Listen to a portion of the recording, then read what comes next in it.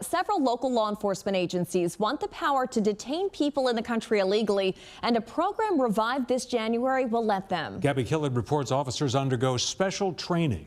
Immigration and Customs Enforcement lists these 23 agencies across Louisiana as partners in a program that allows them to help enforce federal immigration laws.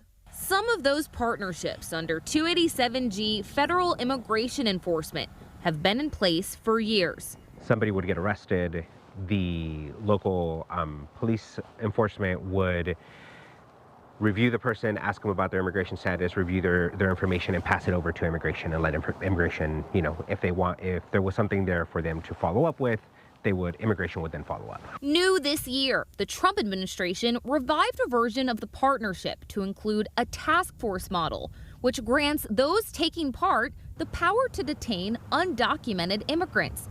In southeast Louisiana, those include Kenner, Hammond, Gretna, and Pearl River Police, the Plaquemine Parish Sheriff's Office, State Wildlife and Fisheries, Alcohol and Tobacco Control, the State Fire Marshal's Office, and Louisiana State Police.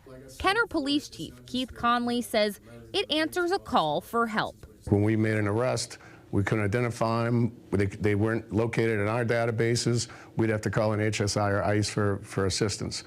They weren't doing detainers at the level they are now.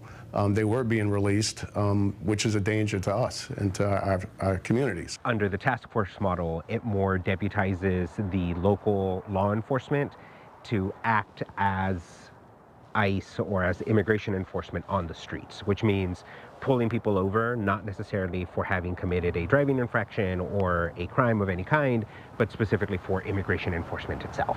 Immigration attorney Omero Lopez Jr. says community members fear further enforcement on a local level can take resources away from communities. If we're taking local law enforcement and redirecting the resources, that means there's going to be less law enforcement to focus on folks who are committing crimes in our neighborhoods. Conley has said removing criminal migrants from communities will improve public safety. He says 15 of his officers are either certified or will soon be certified as a part of the task force. Instead of relying on an HSI agent to come here and do that background investigation for us when we made an arrest or when we're conducting an investigation, these officers will have the training and the authorization to do that themselves.